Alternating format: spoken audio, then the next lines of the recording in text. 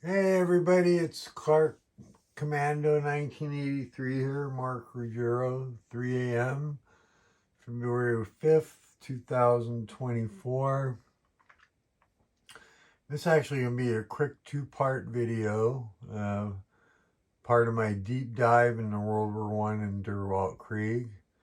And then part two, also, I'm going to make this part of my prepping your game for play uh,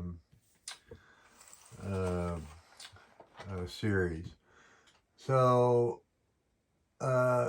first, as part of my prep for play, this would be a combo, okay? So, this layout.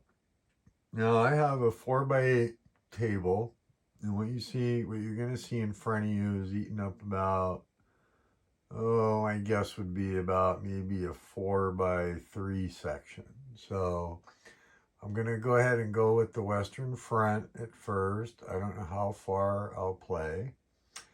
But in prepping my game, layout. So I've got the map, of course, in front of me here.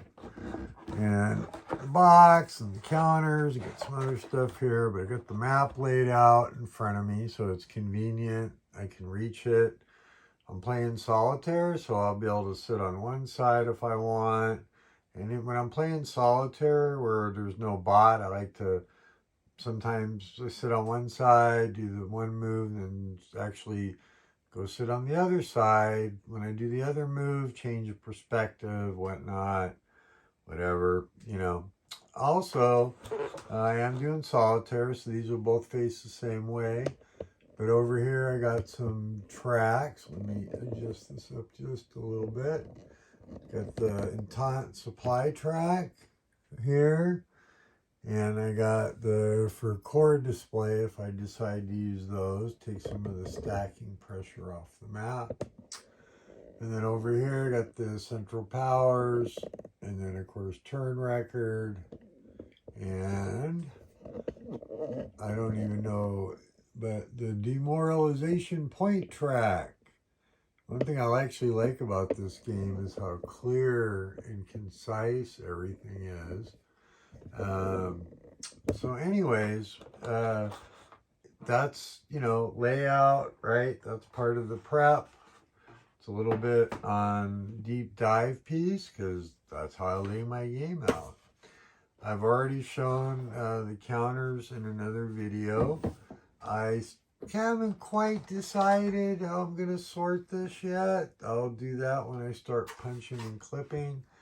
Got these great See-Through Eye magazine, Roger McGowan. I don't know if he got them back in stock, but they're counter trays with nice locking lid, and I like the See-Through Eye stamp here on the plastic. I'm a big Roger McGowan fanboy, and anyways, it's great counter trays. I don't know if he has them back in stock. Last time I looked, they were out of stock. Or I may go with the old baggies and label them with my Sharpie. So, about 3 minutes in here, I said this would be a quick video, dual purpose. So part of prepping your game for play, in my opinion, and this is about how I, Mark Ruggiero, War Game Guy, Clark Commando 1983, prep my games, is when I read the rules. Yes, and God forbid, I know some people, don't worry, Russ, I'm not going to bend the rule book backwards. Let's see, I'm going to just zoom in just a hair on this. I highlight and how I'm going to combine this, like I said, two-part video. What I like about, I'm going to tell you, David Schroeder has the designer. They're about 9-10 years old. Eventually, I will get the link when I edit in my description. But David Schroeder, you just look up weltkrieg how to play, or he does a whole series of very in-depth videos. So normally after my deep dives, learn to play, after action reports, I go over the rules. I'll cover some of that now, and I'll also cover it once I get set up and, actually get rolling. But far as prepping to play, I like to highlight. And what do I highlight? Well, I tend to highlight as I'm reading a rule, and I'll read past a point and I go, I think that's an important point, and I highlight it.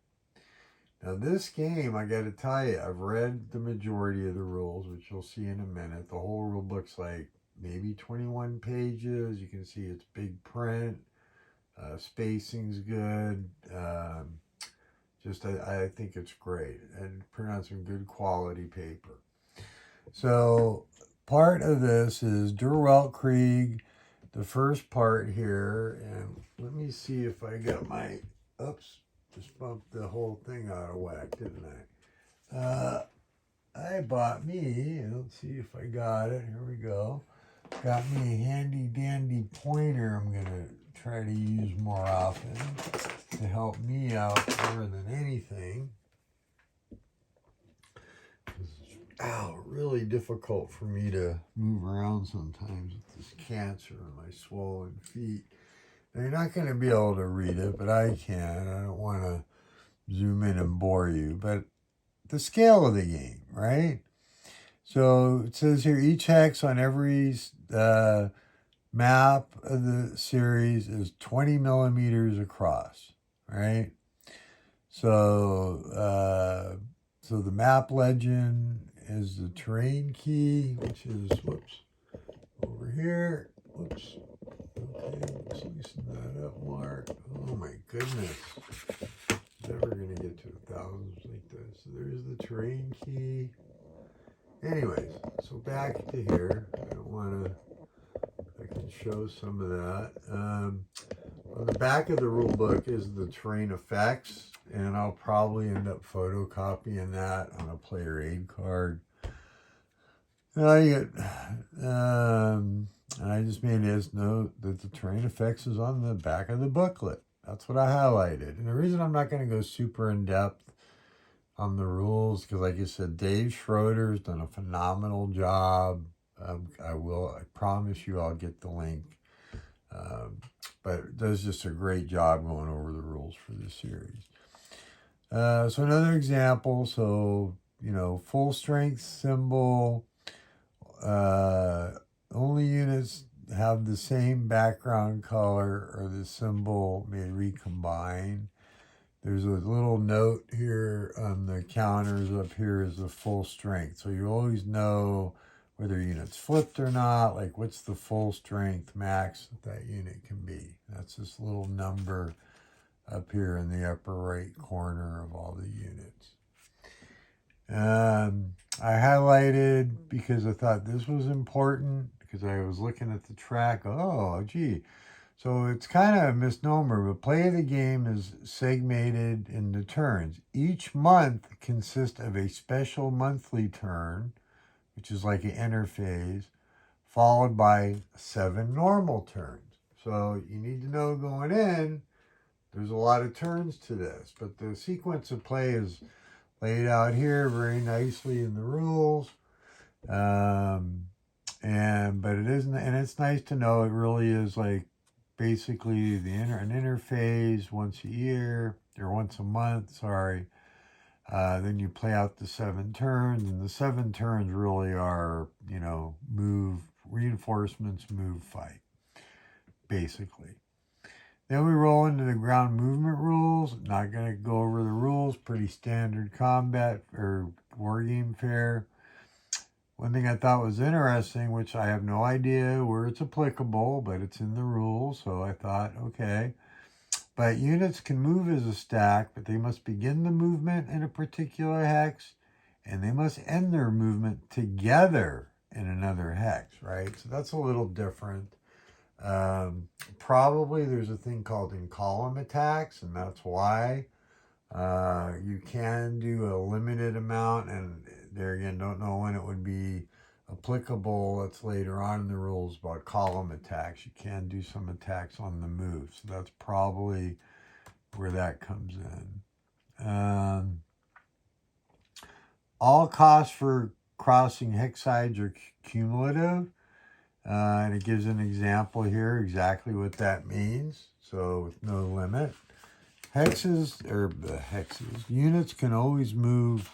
I'm flipping here, can always move one hex. Now there are some exceptions. That's why I got some kind of maybe a little more heavier highlighting here. I'm not going to read it. So let's see. You can also do what's called column movement, which basically you can't use rail movement. You cannot enter an enemy zone of control, but you can leave one, and then you can increase the movement and by 50% and round down. It's kind of a strategic movement, I guess. So in column, I believe. Let's see. Ground combat units, except for artillery, may increase their movement odds by 50%, round fractions down, so long as they do not enter an enemy-controlled hex, which is a ZOC. You can never enter an occupied hex, but you may leave a hex, but you can't combine that with rail movement.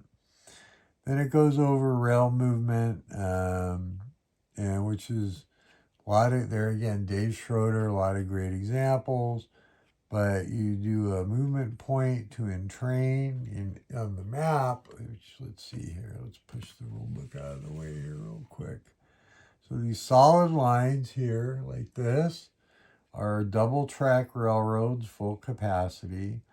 And these dashed lines are single track. Now, single track, you can only move one division or an equivalent, which would be like an HQ with up to 10 supply points, or one artillery unit across. They really don't give you markers to track that, but you can probably fairly easily figure it out once the game starts. So, and then once you're entrained, infantry, anything considered infantry expends movement at they can basically move 1/10 of a movement point. And then artillery and cavalry, and I believe, cavalry are 1/6. So, and you can do combos of rail and non-rail movement, but you cannot do the column movement. Only German and British units may move into an enemy-controlled hex in the same turn they use rail movement. And also, let's see here. Only German units may entrain in an enemy zone of control. So that's important to note. That's a pretty big exception. And it goes into discussion of rail capacity, which are the limits are basically in the scenarios per country. And any unit that moves through a country uses, so one division, say, went from Germany to, say, Austria-Hungary as an example, would use the rail capacity for Germany and Austria-Hungary, okay? Some other exceptions, like I said, though, Dave Schroeder does a great job, so I'm not going to spend a lot of time there. But this will give you a good idea what I like to highlight.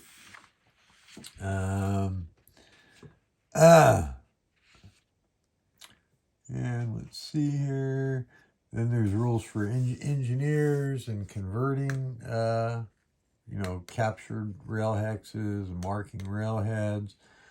Then zones of control, which are most units, the 6 surrounding hexes. I highlighted, the only thing I really highlighted here in zones of control, because it's, different from game to game, but units have to expend 1 extra movement point to enter or leave an enemy ZOC. So therefore, if you entered and left, and they give you examples here in the rules, it would cost you 2 extra movement points. Stacking, you can stack up to 6 divisions, okay? Let's see, up to 3 artillery units may be stacked in the same hex. That's in addition to the 6, so you can tell, it talks about what doesn't count, does not count for stacking, right? HQ, headquarters by themselves, fortresses, engineers, regiments, fortresses, but anyways, highlighted that. And then any hex that contains less than 3 land hex sides has a reduced stacking. And it gets into a little bit of rules for that. Really wouldn't apply a whole lot of places. Maybe, you can't see the map, but there's some coastal hexes that have like less than 3 hex sides as land. So kind of esoteric. Combat, I just highlighted, who chooses when they're attacked. You have to resolve each combat completely before you continue another. You're never compelled to attack, right? That's important because some games you have to attack. All attacking and counterattacking must expend supply in accordance with the supply rules. Okay, so there again, just highlighting, I think, what's important. And here, right, for this particular combat system, and I'll probably do an example, but there again, Dave Schroeder does a great job. So, but it is kind of interesting. One of the unique things with this game, which I'll probably mention a few times, if you look at the hexes, for example, here, the terrain is marked by hex sides and the terrain. And what I really like about that, and honestly, I've played Tannenberg, been years ago, but played a combined West front game of this, and the Italian front with three other guys. This is a really unique system. Not only shows you like the terrain and the hex by hex side, but also shows you in some reasons why historically certain armies followed certain paths. So, but basically that rule I had highlighted basically says the defender gets to pick the hex side that the attack and the counterattack will happen. This game has an attack-counterattack system. So really detailed example of combat. Highlighted some stuff on losses, it looks like. And then retreats may look like a lot, but that's probably my most. So in some cases, retreat's voluntary, but also if the attack inflicted 50%, the defender has to pick a retreat. And then it gets all into the different priorities, and units can be eliminated, or if they're surrounded, actually surrender, which if the scenario requires you to track demoralization points, surrendered units cost doubled, plus those units can never be brought back. Probably more important in a campaign game, maybe, than the scenario, but not sure. Advance after combat, it's pretty standard. The only thing I note is artillery may not advance. So as the result of retreat, okay? So I assume if you eliminate all the units through combat without them retreating, you can advance your artillery, but not if the defender is forced to retreat or retreats out. So column attack, there again the rules. These are attacks that can happen on the move. Also, if you're surrounded, which gets into the definition of surrounded. Let's see. Oh yeah, I just noted in a column attack here that the defender's combat strength is doubled in addition to any other adjustments. The attacker's combat strength is halved. So you can't attack on the move. You can tell it'd be pretty rare. Obviously, maybe it'd be like against a really weak unit trying to screen you or something. And then it is also if you're surrounded and you try to break out of being surrounded. Yeah, I believe you have to use column attacks. And then talks about supply points, right?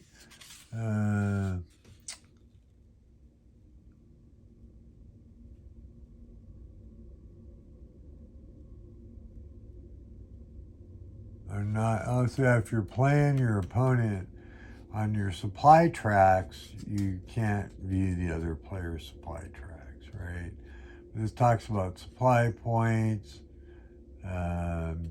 Talks about HQs, which basically hold and distribute your supply points. If it says here, if HQ is destroyed or forced to retreat, all supply points it contains are lost. So you're going to want to not have them in the front line, keep them out of harm's way. Then we get into the supply rules and the effects on combat, and the length of the supply rules can impact strength. And then you get rules here for surrounded units and surrender. And it may look like a lot, but as you can see how well spaced and big print. And so far we've covered most of the game, and that's 13 pages of rules. The fortress rules I read. I'll be rereading these again before I play. This was my first read through. Talks about trenches, how to construct them. I made a note here when you could start voluntarily reducing the strength of your forts. I don't know why you would do that or when it's a good idea, but it is there. And then there are rules for what's called the sufficient defense, and I'll get into that when I do the actual play, but it is an interesting concept of, later in the war. Initially it's not in effect, but basically if you're doing an attack against a hex, which is what it's called, the solid defense, which it defines, and you don't use enough artillery in your attack, you'll suffer an extra -1 DRM on your combat roll. There's a recombination phase where you can recombine units of the same type, same nationality. And then we got some pretty standard stuff. Replacement units, reinforcements.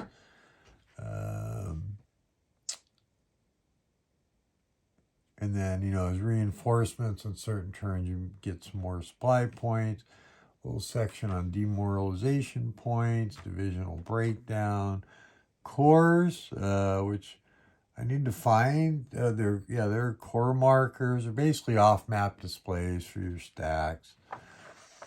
And then a section on artillery units, which I haven't read yet. Cavalry units, the different unit type, mountain, assault units, effects of weather, the Danube, which obviously is not, there are rules here. These are the series of rules that are not going to apply. And then nation-specific rules. And that's it. Little tiny designer notes. But literally 23 pages of rules. And I got a complete component listing here if you want all the games, which I do. And there's the terrain effects chart. I'm probably going to make, like I said, a copy of this on cardstock. So, and then spwgame.com. I actually need to look and see. I think I tried to look and his site's not active anymore. Sadly, the designer I don't think is available. But anyway, spent 23 minutes going over this really short video. I guess it wasn't so short. So hopefully you watched.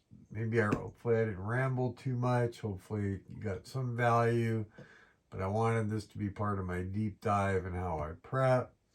I'm not going to bore you with when I start clipping my counters with my 2mm Oregon laminator. Probably do maybe a video on how I sort it. And, sorting in this game, by the way, and you don't have to, but I'm anal enough, is I'm going to do it with, because there is duplication between like the West Front game and the East Front game.